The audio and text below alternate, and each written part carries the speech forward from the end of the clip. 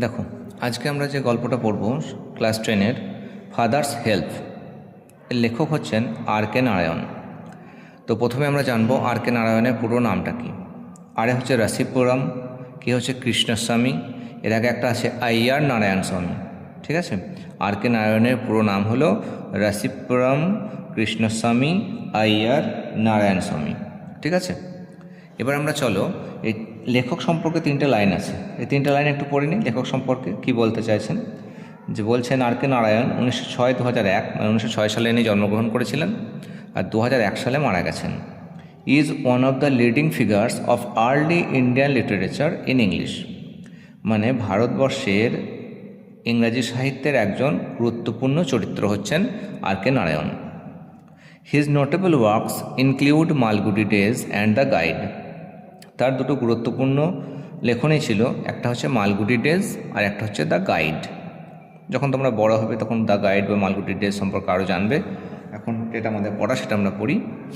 He was awarded the সাহিত্য academy award in 1958 for the guide. সাহিত্য academy হচ্ছে মানে লিটারেচারের সবথেকে বড় পুরস্কার, যেটা আমাদের ভারতবর্ষে দেওয়া হয়, যে তিনি পেয়েছিলেন 1958 সালে দ্য গাইডটা লেখার জন্য। ঠিক আছে, তো বুঝতে পারলে যে রাসিপুরম কৃষ্ণস্বামী নারায়ণ হচ্ছেন একজন গুরুত্বপূর্ণ চরিত্র আমাদের ভারতের ইংরেজি সাহিত্যের। আর তিনি দুটো বই খুব বিখ্যাত, দুটো বইয়ের জন্য, একটা হচ্ছে মালগুডি ডেজ, একটা হচ্ছে দ্য গাইড। ইনি সাহিত্য একাডেমি পুরস্কারও পেয়েছিলেন 1958 সালে দ্য গাইডের জন্য।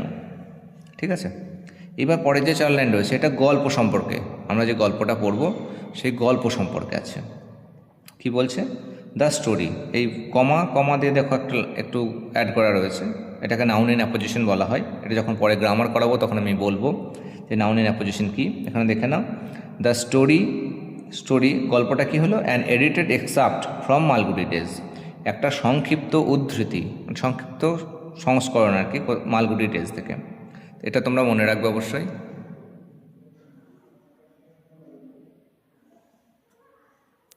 ঠিক আছে, তোমরা এটা অবশ্যই মনে রাখবে যে মালগুডি ডেজ থেকে এটা নেওয়া হয়েছে।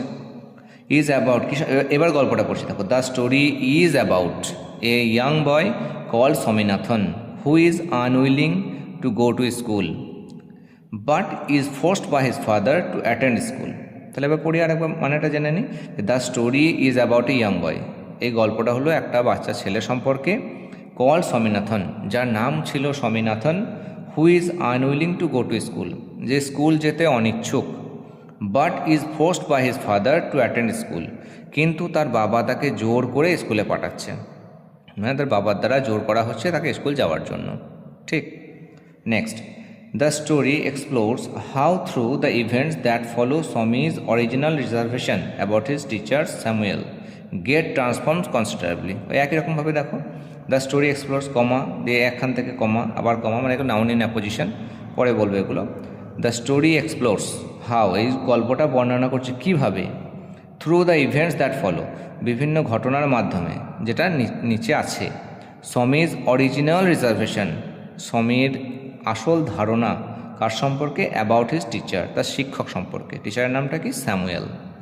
Swami's original reservation about his teacher Samuel, স্বামীর আসল ধারণাটা তার শিক্ষক স্যামুয়েল সম্পর্কে। গেট ট্রান্সফর্মড কনসিডারেবলি, যেটা পরিবর্তন হয়ে যাচ্ছে ধীরে ধীরে। ঠিক আছে, পরবর্তীকালে পরিবর্তন হয়ে যাচ্ছে, মানে গল্পটা আমরা দেখব যে তার টিচার সম্পর্কে যে ধারণাটা ছিল স্বামীনাথনের, সেটা আস্তে আস্তে পরিবর্তন হয়ে যাবে। ঠিক আছে, চলো এবার গল্পটা দেখি। ইউনিট 1 বলছে, লাইং ইন বেড, বিছানায় শুয়ে, স্বামী রিয়ালাইজড উইথ এ সাডার, স্বামী একটু কাঁপুনি, মানে হঠাৎ ঘুম থেকে উঠে গেলে আমাদের যেমন হয় যে একটু বেশ শরীরটা কেঁপে ওঠে, ঠিক সেরকমভাবে স্বামী রিয়ালাইজড উইথ এ সাডার, স্বামী কী করতে পারলো, একটু কাঁপুনি দিয়ে বুঝতে পারলো বা উপলব্ধি করলো। তোমরা মানেগুলো আগে জানবে। লাইং মানে কি, শুয়ে, রিয়ালাইজ মানে উপলব্ধি করা, সাডার মানে হচ্ছে কাঁপুনি, এরকম করে। লাইং ইন বেড, বিছানায় শুয়ে, স্বামী realised with a shudder that it was Monday morning, সে একটু কাঁপুনি দিয়ে বুঝতে পারলো যে এটা ছিল সোমবার সকাল। It looked as though only a moment এগো ইট was Friday, it looked as though, এটা দেখে মনে হচ্ছিল যেন, অনলি এ মোমেন্ট এগো, এক মুহূর্ত আগে, ইট ওয়াজ ফ্রাইডে, যেটা শুক্রবার ছিল। অলরেডি মন্ডে ওয়াজ হিয়ার, সোমবার এখানে হাজির হয়ে গেছে বা হয়ে গিয়েছিল। বুঝতে পারলে যে ইট লুকড, এটা দেখে লাগছিল যেন এক মুহূর্ত আগে এটা ছিল শুক্রবার, সোমবার উপস্থিত হয়ে গেছিল। হি হোপড, সে আশা করেছিল। He did not have to go to school, সে স্কুলে যাবে না, মানে তোমাদের মতো ভালো ছেলে নয়, এ স্কুল যেতে অনিচ্ছুক, স্কুল যাবে না, খেলাধুলো করে বেড়াবে, ঠিক আছে, এগুলো এর ইচ্ছা আর কি। অ্যাট 9 o'clock, একটা কথা বলি, দেখো এখানে বলছে only moment of it was Friday already Monday was hair, শুক্রবার লাস্ট স্কুল গেছে, সোমবার আবার স্কুল চললো, মানে এর 2 দিন ছুটি থাকে স্কুলে, শনিবার আর রবিবার, আমাদের শুধু রবিবার থাকে, ঠিক আছে। It was Friday already Monday was here. Next দেখো এবার, অ্যাট 9 o'clock, ঠিক 9টার সময়, স্বামীনাথন ওয়েল্ড মানে আর্তনাদ করা, চিৎকার করা। স্বামীনাথন আর্তনাদ করে বলল, আই হ্যাভ এ হেড্যাক, আমার মাথা ব্যথা করছে। মনে রাখবে হেড্যাক কথাটা, হেড্যাক শুধু হেডের মানে মাথা ব্যথাতে এক কথাটা ইউজ হয়, আর দাঁতের ক্ষেত্রেই এক কথাটা ইউজ হয়, হেড্যাক আর টুথ এক, বাকি সব ক্ষেত্রে পেন ইউজ হয়। যেমন আমাদের পিঠ ব্যথা যদি বলি পেন ইউজ হবে, পেট ব্যথা বলি পেন ইউজ হবে, ঠিক আছে, মনে রাখবে এটা। Next, mother generously suggest that স্বামী মাইট স্টে অ্যাট হোম, মারা একটু উদার হয়, মাকে যেই বললো মা আমার মাথা ব্যথা করছে, মা সঙ্গে সঙ্গে প্রস্তাব দিলেন কি যে তাহলে তুমি বাড়িতেই থাকো। At 9:30 when he ought to have been in the school prayer hall, ঠিক 9:30টার সময় যখন তার স্কুলে প্রার্থনা সভায় থাকার কথা। দেখো আমাদের পশ্চিমবঙ্গে সাধারণত স্কুল প্রার্থনা স্টার্ট হয় 10:30টার পর, কিন্তু আমি যেখানে থাকি সেখানে তোমার স্কুলে স্টার্ট হয় এই 9:30তেই, 9:30 AM আমাদের সব প্রার্থনা শুরু হয় আর কি, আর 10টা থেকে ক্লাস আরম্ভ হয়। আমাদের পশ্চিমবঙ্গে সব হচ্ছে 11টা থেকে ক্লাস স্টার্ট হয়। দেখো at 9:30 when he ought to have been in the school prayer hall, যখন তার স্কুলের প্রার্থনা সভায় থাকা উচিত ছিল। স্বামী was lying on the bench, স্বামী বিছানায় শুয়েছিল। ইন মাদার্স রুম, তার মায়ের ঘরে। ঠিক 9:30টার সময় যখন স্বামীনাথনের স্কুলের প্রার্থনা সভায় থাকার কথা, সে ছিল কোথায়? তার মায়ের ঘরের বেঞ্চে শুয়েছিল। ফাদার আস্কড হিম, বাবা তাকে জিজ্ঞাসা করেছিলেন, have you no school today, মানে বাবারা তো এসে দেখছে যে মায়ের ঘরে শুয়ে রয়েছে বেঞ্চের ওপরে, তো বাবা ক্যাজুয়ালি জিজ্ঞাসা করলেন, কিরে তোর কি আজ স্কুল নেই? হেড্যাক, স্বামী রিপ্লাইড, স্বামী উত্তর দিল, মাথা ব্যথা। মানে বাবা যে জিজ্ঞাসা করলো সঙ্গে সঙ্গে স্বামী রিপ্লাই করলো। জাস্ট তোমরা ফিল করো, তোমরা যখন স্কুল যাওয়ার কোনো বাহানা করো যে আজকে যাবো না, যেতে ইচ্ছা করছে না, তখন কীরকম বলো? কিছু না কিছু একটা বাহানা আমরা করি, ঠিক সেরকম করে স্বামী রিপ্লাইড হেড্যাক। ওর বাবা সঙ্গে সঙ্গে বললো, ননসেন্স, বোকা কোথাকার, ড্রেস আপ অ্যান্ড গো, যা ড্রেস পর, স্কুলের ড্রেস কথা বলছে, স্কুলের ড্রেস পর আর স্কুলে যাও। হেড্যাক, মাথা ব্যথা বাবা। Loaf about less on Sundays, loaf মানে হচ্ছে উদ্দেশ্যহীনভাবে ঘুরে বেড়ানো, রোম এমলেসলি। লোফ মানে হলো উদ্দেশ্যহীনভাবে ঘুরে বেড়ানো, যার কোনো ঘুরে বেড়ানো কোনো উদ্দেশ্য নেই, ঠিক একটা বাচ্চার মতো। ঠিক ইমাজিন করো তোমরা যেরকম করো, ছোটো রবিবারে ছুটির দিনে যদি টিউশন সব বন্ধ থাকে, সব কিছু বন্ধ থাকে, কীভাবে সময়গুলোকে পাস করো, সেটাই বলছে যে loaf about less on Sundays, রবিবারগুলোতে যদি কম ঘুরে বেড়াতিস। And you will be without a headache on Monday, তাহলে সোমবার দিন তোর মাথা ব্যথা ছাড়াই থাকতো, মানে তোর মাথার ব্যথা করতো না। মানেটা হলো যে রবিবারে তুই যদি উদ্দেশ্যহীনভাবে ঘুরে না বেড়াতিস, তাহলে সোমবার দিন তোর মাথা ব্যথা করতো না।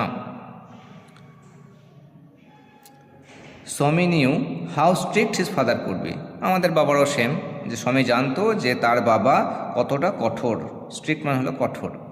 So he changed his tactics, তাই সে তার কৌশল পাল্টে দিল। সে জানে তার বাবা একটু রাগী মানুষ, তাই সে কী করলো, তার কৌশল মানে সে যেটা বলছিল সেটাই ট্যাকটিক্সটাকে পাল্টালো। কি বলল? I can't go so late to the class, আমি এত দেরি করে স্কুলে যেতে পারবো না। এবার দেখো বাবা কি বলছে, ইউ উইল হ্যাভ টু, তোকে যেতেই হবে। It is your own fault, এটা তোর নিজেরই দোষ। What will the teacher think if I go so late, Swaminathan তখন বলছে, আচ্ছা বলো তো বাবা, শিক্ষক মহাশয়রা কী ভাববেন আমি যদি এত দেরি করে স্কুলে যাই? ওর বাবা তখন বলছে, টেল হিম তাকে বলবি you had a headache and so are late, তোর মাথা ব্যথা করছিল তাই তোর দেরি হয়ে গেছে। He will scold me if I say so, Swaminathan বলছে তিনি আমাকে অপমান করবেন। স্কল্ড মানে হচ্ছে অপমান করা, বলছে আমাকে অপমান করবে যদি আমি এরকম বলি। উইল হি, তাই নাকি? লেট আস সি, চো দেখি তো, হোয়াট ইজ হিজ নেম, তার নাম কি? উইল হি, তাই তিনি কি তাই করেন? উনি বলতে মানে স্বামীনাথনের বাবা বলতে চাইলো, যখনই শুনলো যে আমার ছেলেকে বা যাকে সবাইকে অপমান করে, তখন বললো কি তিনি কি তাই করেন?